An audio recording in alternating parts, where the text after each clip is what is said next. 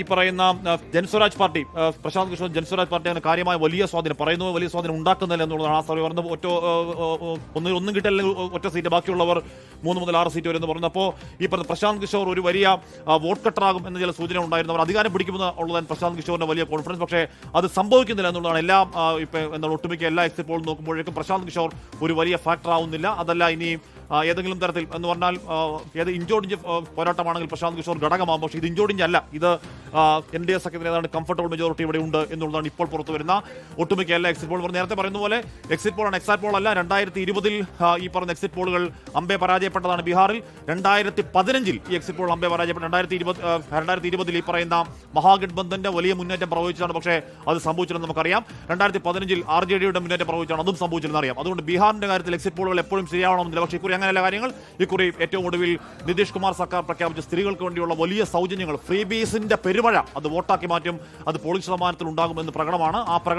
ആ പ്രകടമായ കാര്യം എന്തായാലും ഈ എക്സിറ്റ് പോൾ കാണുന്നുണ്ട്. ഇനിയിപ്പോൾ രാഷ്ട്രീയ പ്രതികരണങ്ങളാണ്.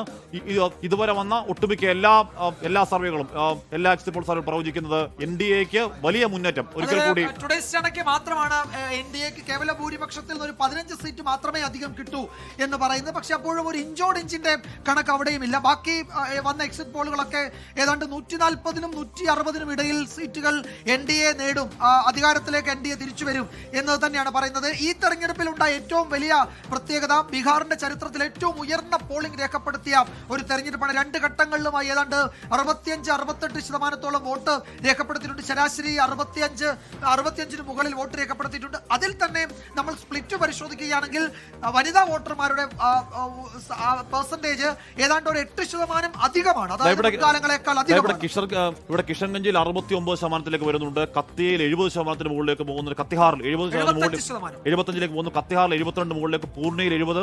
അങ്ങനെ നേർക്കുനേർ ഫൈറ്റ് നടന്ന, അല്ലെങ്കിൽ ട്രയാങ്കിളോ അല്ലെങ്കിൽ ഈ പറഞ്ഞ ത്രികോണ പോരാട്ടം നടന്ന സീറ്റുകളിലൊക്കെ വലിയ പോളിംഗ് ശതമാനം അങ്ങനെ ഉയരിലായിരുന്നു. പക്ഷേ ആ പോളിംഗ് ശതമാനം ഉയരുന്നതിലൊക്കെ സ്ത്രീ വോട്ടുകൾ അതിനിർണായകമാണ്. ആ സ്ത്രീ വോട്ടുകൾ ഉയരാനുള്ള കാരണം എന്താണ് എന്നുള്ള ചോദ്യം പ്രധാനമായിരുന്നു. അതിൽ നിതീഷ് കുമാർ അവസാന ഘട്ടത്തിൽ പ്രഖ്യാപിച്ച 10,000 രൂപ ഡയറക്റ്റ് അക്കൗണ്ടുകളിലേക്ക് എന്ന് പറയുന്ന ആ പദ്ധതി, അത് വിജയം കണ്ടത് വോട്ടായി മാറി എന്നുള്ള അത് എത്തിക്സ് ആണോ എന്നൊക്കെ ചോദ്യങ്ങൾ വേറെയാണ്. പക്ഷേ അത് വോട്ടായി മാറി എന്നുള്ളതാണ് ഈ ഘട്ടത്തിൽ മനസ്സിലാക്കാൻ കഴിയുന്നത്. ഇപ്പോൾ ഈ പറഞ്ഞ എക്സിറ്റ് പോളുകൾ ശരിയാണെങ്കിൽ, എക്സിറ്റ് പോളുകൾ ഏതാണ്ട് ഒരേപോലെ തന്നെ ഏതെങ്കിലും തരത്തിലുള്ള ഇഞ്ചോടിഞ്ച് പോരാട്ടമോ പറയുന്നില്ല.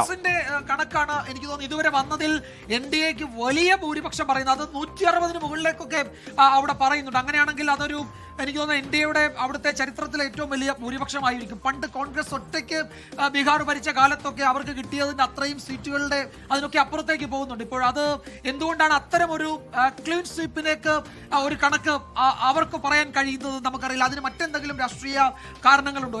ലോകത്തെവിടെയായാലും ഏത് സമയത്തും 24 വാർത്തകളും ഓഗ്മെന്റഡ് റിയാലിറ്റി പാക്കേജുകളും എക്സ്പ്ലെയിനറുകളും വിശദമായി കാണാൻ ഞങ്ങളുടെ YouTube ചാനൽ നിങ്ങൾക്ക് സബ്സ്ക്രൈബ് ചെയ്യാം.